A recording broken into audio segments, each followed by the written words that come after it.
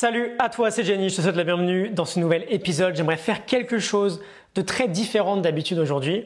Je vais te lire un email que j'ai sélectionné parmi ceux que j'envoie chaque matin. Tu auras le lien en description pour t'inscrire si tu veux les recevoir. Ça va être assez rapide. Ça me faisait très plaisir de te le transmettre en audio ou en vidéo. C'est un message que j'aime beaucoup, que j'ai vraiment à cœur de partager. Basé, je crois d'ailleurs, sur une histoire vraie à propos d'un temple à Bangkok. Pas très sûr de ça. Qui a été reformulé plusieurs fois et que j'ai du coup tiré du livre The Champion's Mind de Jim Afremow. C'est parti. Il était une fois un jeune homme qui possédait une statue d'argile venant d'un héritage familial.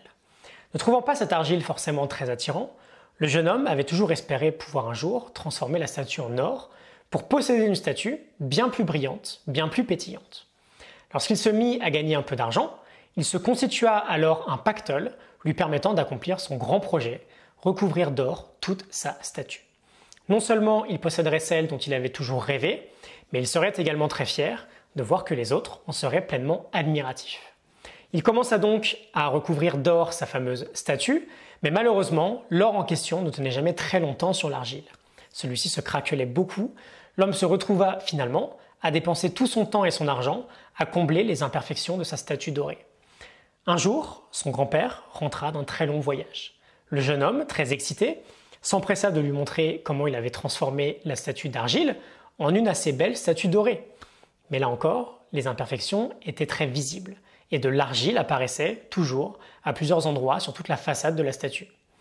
Perplexe, le grand-père, qui possédait autrefois cette statue familiale, sourit à son petit-fils et lui dit en regardant la statue, j'ouvre les guillemets, « Tu sais mon garçon, il y a de nombreuses années, cette statue est tombée dans la boue. Tu as alors eu cette croyance de posséder une statue d'argile, mais regarde, je ferme les guillemets. Le grand-père prit un chiffon humide et se mit délicatement à frotter la statue. Quand soudain, à un endroit très précis, l'argile laissa place à une lumière très puissante. Je réouvre les guillemets. Depuis le début, mon garçon, tu possèdes une statue d'un or pur, solide et brillant. Tu ne t'en es jamais rendu compte, mais tu n'as jamais eu besoin de la recouvrir d'or. La seule chose que tu as à faire aujourd'hui, c'est retirer délicatement tout l'argile de ta statue. Son or se révélera alors de lui-même, et cet or, tu le possédais depuis le tout début. Je ferme les guillemets. La métaphore, tu l'as bien comprise, nous sommes tous nés avec de l'or à l'intérieur, nous sommes tous nés connectés à notre propre vérité. Puis un jour, nous sommes allés à l'école, nous avons appris certaines croyances, et nous nous sommes conformés. Nous avons acquis en tête l'idée que la vie, c'était comme ça, et pas autrement. Progressivement, nous avons développé à notre tour une couche d'argile sur notre propre corps. Dès l'âge de 10 ans, nous nous sommes mis à croire que nous étions cette argile, oubliant que de l'or était présent sous cette couche. Puis un jour, quelque chose bascule.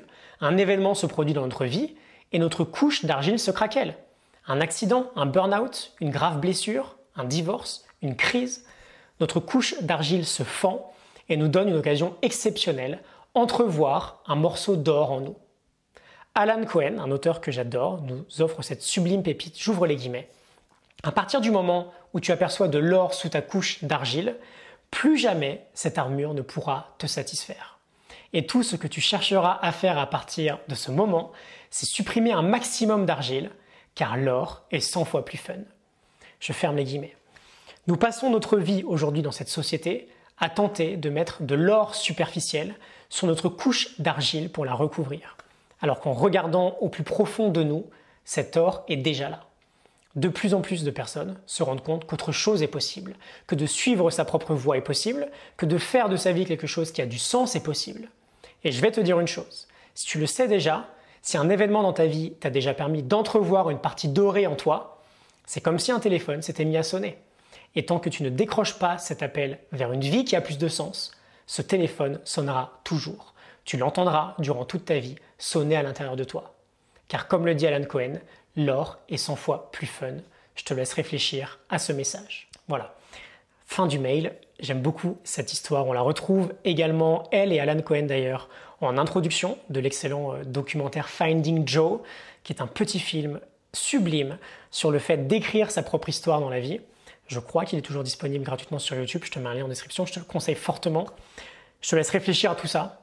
Tu as également un lien dans la description pour recevoir ce type de mail chaque matin à 8h30 avec des histoires, des leçons pratiques ou des inspirations pour t'aider à actualiser ton potentiel au quotidien.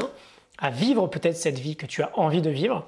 Et je te retrouve très vite pour un prochain épisode. À très bientôt. Salut.